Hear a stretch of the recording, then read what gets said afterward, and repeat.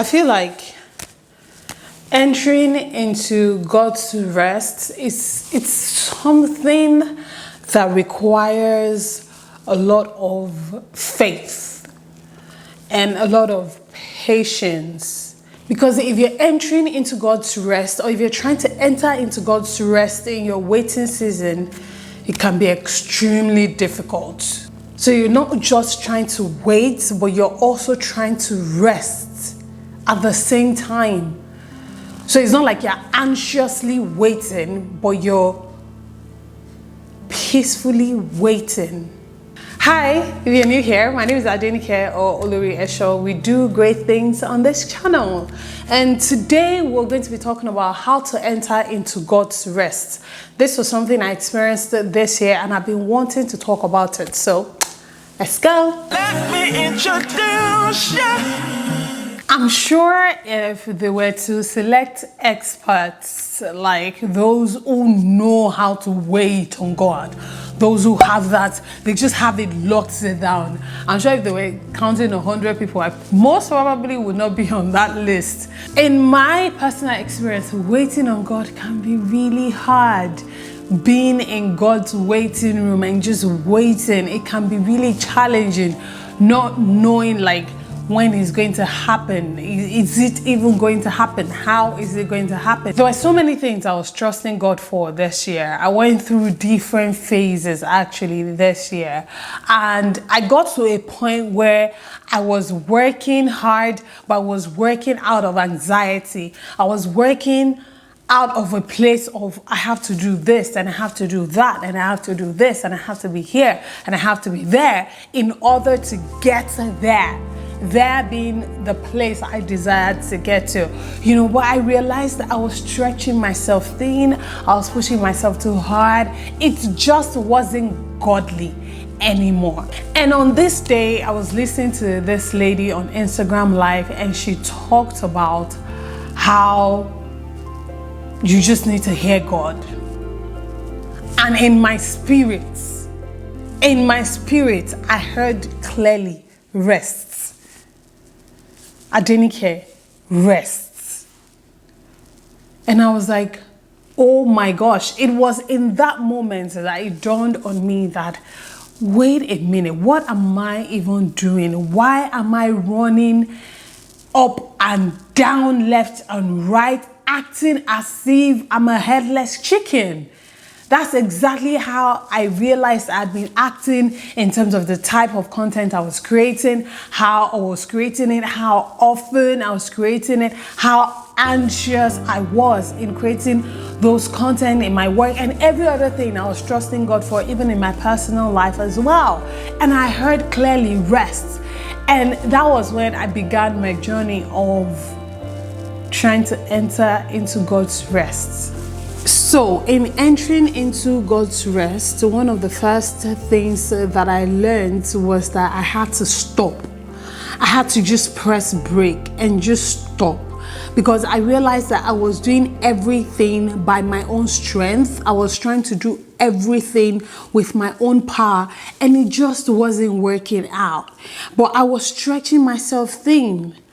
And the gift of God make it to rich and adds no sorrow to it. But I was out there just going at it, thinking, oh, you know what, if I put in all my strength, if I put in more hours of work, if I put in more of this and more of that, I would get the results that I desire. So that's the first thing I'll say to you. If you're trying to enter into God's rest, is press brakes. Just stop.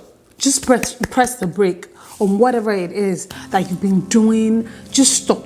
Secondly, I would say that if you're trying to enter into God's rest, after you've pressed the brake, then you need to observe. What have you been doing? Where are you coming from? Where are you? Where exactly are you trying to get to? Why are you trying to get to where you're trying to get to? Why do you want what you want? Why do you desire what you desire? Why are you working so hard to get this thing, right? Whatever it is, just observe and think about it. And then number 3, you need to trust God. Because if he did it before, he will do it again. It doesn't mean that if he did it before for you, even if he has never done it for you, but he's done it before for someone else, either in the Bible or in this whole wide world, there is most probably nothing that you desire or you're trusting God for that someone else hasn't already trusted God for and received from God. Do you get what I'm saying? So you need to trust in the power of the Most High God, in who God is. That was something I had to tell myself. I was like, I need to not only press the brakes, think about it, but I also need to trust God, because I'm working so hard thinking it's going to happen by my own strength. But the Bible says it's not by our power, it's not by our might, but by the Spirit of God. You cannot use your Yoruba people, where I'm from, in Nigeria, they would say that no matter how red your eyes become, you cannot light a cigarette with it. No matter how hard you work, no matter how much blood, sweat, and tears you put into something, it is not going to happen by your own power. You need to give room for God to be God. That's number 4. You need to make room. Because if you're going at it from every corner, from every angle, when it does happen, you're going to take the glory. Oh, it happened because I worked hard. It happened because I gave my all. Oh, I'm self-made. Oh, this, that. Where does God get to take the glory? Where? How does God get to take the glory? And God is a very proud God. Have you noticed? He likes to show off. He likes to make an entrance. He likes attention. He does like attention. Yes, I said it. Yes, I said it. He likes attention. He does. Have you met him? Not in person, but have you seen him at work? Have you seen him in the Bible? He loves attention. He loves to show off. He loves to make an entrance. He loves to make people know that, listen, I did that. That was me. But if you've done everything by yourself, you've attacked it from every corner, called everyone that you can call, said to everybody, oh, this and that, then how is God going to be God? How is it going to happen? How is it going to be able to show himself?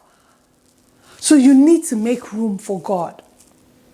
The ways of God are not the ways of man. How you think God is going to answer you is not always how he answers you, right? When we set our expectations, they are not the places where our results come out from almost all the time. If you think about it, right? Like my pastor said at a conference I attended recently with him, Pastor Gbemini Eboda, Reverend Gbemini Eboda, he said that one of the things he said, it was like, listen, that 10,000 people can ask God for the exact same thing, and God will answer them in 10,000 different ways. You know why? Because he is God, is multifaceted. I thought deeply about that. I said to myself, there are so many things I desire. There are so many goals I have. There are so many things I desire that I see happening to other people, happening for other people. And I'm like, okay, God, what's up? But then I look at my life and I look at, wait, it's not as if God isn't answering me. It's not as if God isn't doing it in me. It's just not doing it the same way he did it for other people.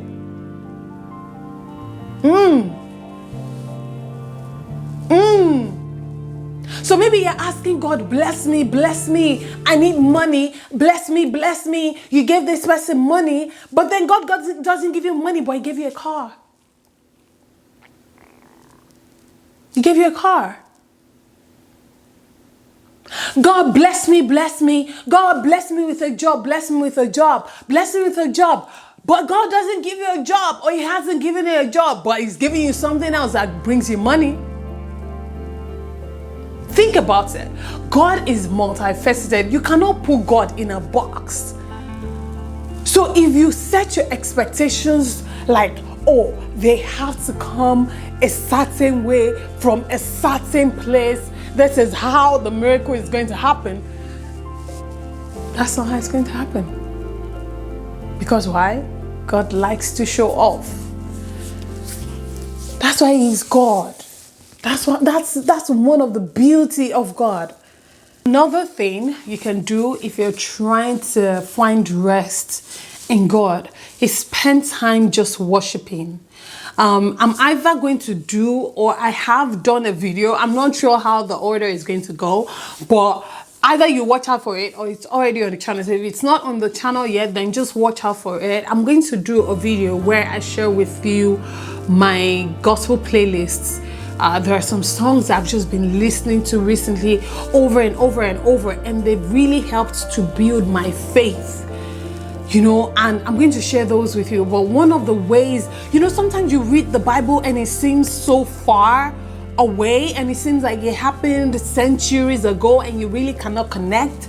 But then sometimes you hear those exact same stories in music and in songs and in worship, and you're like, wait, God did that. Sometimes I get the recommendations on Instagram. My radio station in my car is set to a gospel station automatically, so I get new music from there as well. Another way is on YouTube recommendations as well. So I might type in a song that I like, and then I just see what other songs YouTube is recommending to me to listen to, or maybe there's a particular artist that I like. But whatever the case is, like I said, I'll share some of my favorites with you in that video. But just try and worship, because sometimes when you sing those songs, they build your faith. They help your faith. They strengthen your faith in God, your resolve, your trust. You suddenly have this energy to keep fighting, to just wait. You know, wait with excitement. Don't wait with grumbling. You know, so you're waiting. You're in that waiting room, but you're casually reading a newspaper because you're like, oh, it's gonna be my turn. It's gonna come out and it's gonna be my turn. It's not gonna come out and say it has closed for the day, because it neither sleeps nor slumber. So it's gonna come out when it's gonna come out, and I'll be here waiting for Him because what He's told me to wait. So waiting is what I'm going to do. Entering into God's rest requires a knowledge of the fact that as long as you have breath, as long as you are alive, as long as you're breathing, it's not over. Don't write yourself off. Don't write anybody off. It's not finished. Let's not keep working by human time. I was talking to one of my friends, Faisal, and you know, she said to me, she was like, what she's come to realize is that we the way we time our lives is not the way God times our lives. You know, we time our lives by ages. Oh, it's supposed to happen to you by this age. Okay, well, it hasn't. So what are you gonna do about it? You know, you can't give up. You can't throw in the towel. You can't end your life. You can't stop trying. You can't just give in and just say, oh, you know what, I'm done, just because it hasn't happened. I'm sitting here and I'm talking to you, but I'm also talking to myself as well. This message is probably a whole lot more for me than it is for you, because there are so many things that we are trusting God for as a family, that I am trusting God for as an individual as well. But you know what? I know God isn't finished with me. I know God isn't done with me. You know why? Because I am alive and breathing. And there are so many unfinished projects in my hand. There are purposes I haven't fulfilled. There are destinies I haven't accomplished. So I know God isn't done with me yet. I know He isn't finished with me. And equally, I know that this is the least I shall ever be. This is the least I can ever be. Who I am today is not who I was last year. No, where I am today is not where I was last year. You know, it is the same God yesterday, today, and forever. It doesn't change. So it will come through. Don't give up. As long as you don't get up and say, you know what, I'm done, peace, and you leave that waiting room. Because you know what happens when you leave the waiting room, right? When you go, it's not like you went to the restroom. You actually say, you know what, I'm leaving, and you go. And then you come back the next day. What happens? And oh my gosh, what I'm about to say just dropped in my spirit. I cannot, like, it's just, let's say you go to the waiting room 7 a.m. on Monday morning, and you've been waiting.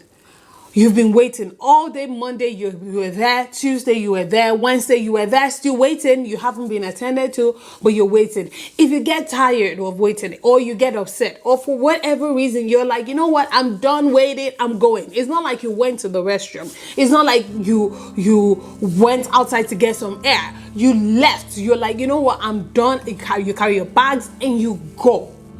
If you come back on Friday, you're not going to get to the same spot you had when you left on Wednesday. You know where you're going to start from? The back of the line.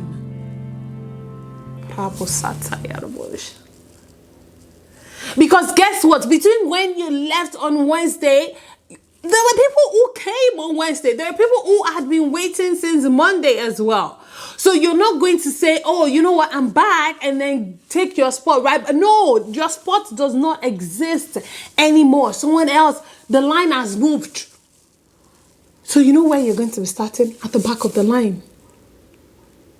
But guess what? We have a God that breaks protocols. Hey, we have a God that breaks barriers. There are no barriers with him. There are no mountains with him. It levels them. It collapses time on our behalf.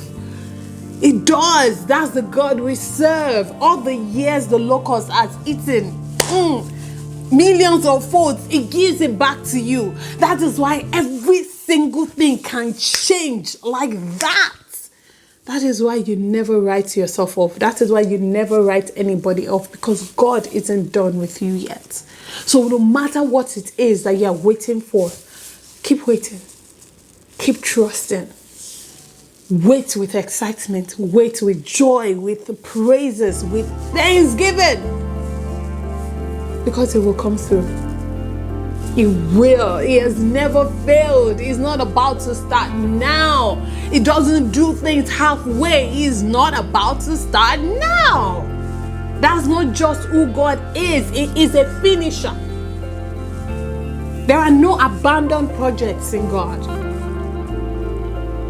This message is for me. I'm just encouraging myself and recording it. But if it's for you, then take it. Subscribe to the channel. If you aren't, thank you so much for watching. I hope this blessed you as much as it blessed me. If there are encouraging words you have, or this has blessed you in any way, please share in the comment section. Don't just take them with yourself. Thank you so much for watching. I'll see you again very, very soon. I pray God blesses you, your homes, your marriages, your relationships. Most importantly, I pray God blesses you. Remain in God and God bless you. Bye.